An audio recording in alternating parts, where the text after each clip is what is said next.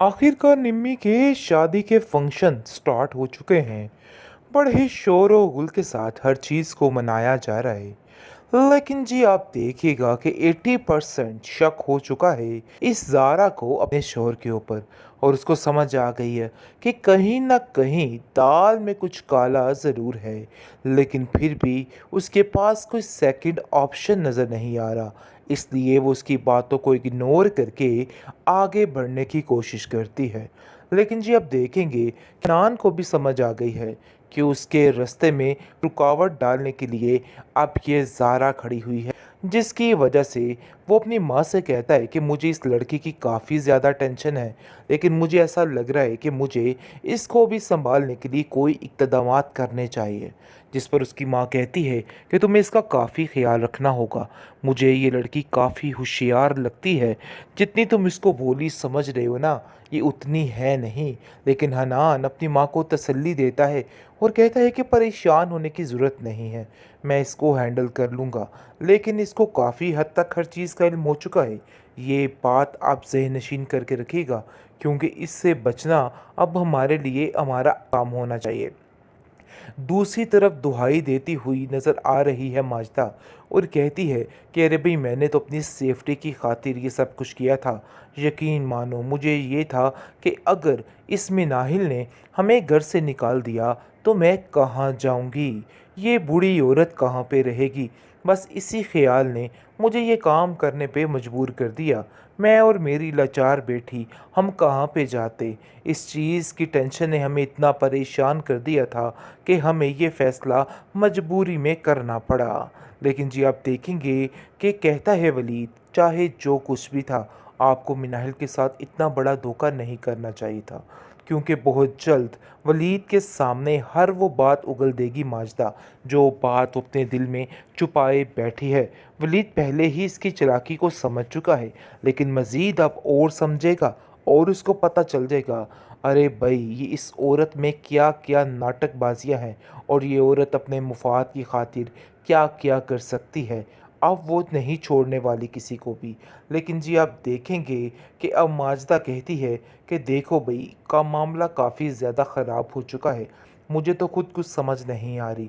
लेकिन वलीद उसको यकीन दिलाता है कि सारे सबूत हैं ज़ैन के पास और ज़ैन ने ऐसा कुछ भी नहीं किया है। इसलिए आपको फ़िक्र करने की ज़रूरत नहीं। आप लोग बहुत जल्द अपने घर में होंगे और कोई भी ऐसी परेशानी वाली बात नहीं। मैं हर चीज़ को हैंडल कर लूँगा और अब मुझे पता है कि मुझे क्या करना है और क्या नहीं करना है। जिस पर मिनाहिल कहती है कि मैं आपकी बहुत शुक्रगुज़ार हूँ, क्योंकि मैं ये काम अकेले नहीं कर सकती थी। इन लोगों के धोखे ने मुझे इस कदर तोड़ के रख दिया है कि मुझे खुद कुछ समझ नहीं आ रही कि मुझे क्या करना है। लेकिन अफ़सोस इस बात का रहेगा कि मेरे अपनों ने मिलके मेरे साथ ऐसी दुश्मनी निभाई है कि कोई दुश्मन भी ये दुश्मनी नहीं निभा सकता। काश ये सब कुछ ना हुआ होता, आज मेरा थोड़ा मान तो बाकी रहता। जिस पर वलीद उसको समझाता है, जो होना था सो हो गया। आज भी तुम अपनी ज़िंदगी को आगे बढ़ा सकती हो, अपनी ज़िंदगी को आगे शुरू कर सकती हो। इसलिए परेशान होने की ज़रूरत नहीं, बल्कि अपनी ज़िंदगी को शुरू करने की कोशिश करो। बस मैं तुमसे यही कहना चाहता हूँ। उसकी माँ भी यही बात कर रही है। देखो, अब वो वक्त आ गया है जब मिनाहिल तुम्हें अपने लिए स्टैंड लेना होगा, वरना ये लोग तुम्हें नहीं छोड़ेंगे। तुम्हारा ऐसा हश्र करेंगे कि तुम्हें पानी भी नहीं मिलेगा। इसलिए बेहतर यही है कि फैसला कर डालो।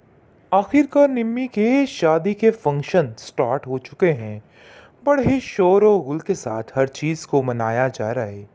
लेकिन जी आप देखिएगा कि 80% शक हो चुका है इस ज़ारा को अपने शोहर के ऊपर। और उसको समझ आ गई है कि कहीं ना कहीं दाल में कुछ काला ज़रूर है। लेकिन फिर भी उसके पास कोई सेकंड ऑप्शन नज़र नहीं आ रहा। इसलिए वो उसकी बातों को इग्नोर करके आगे बढ़ने की कोशिश करती है।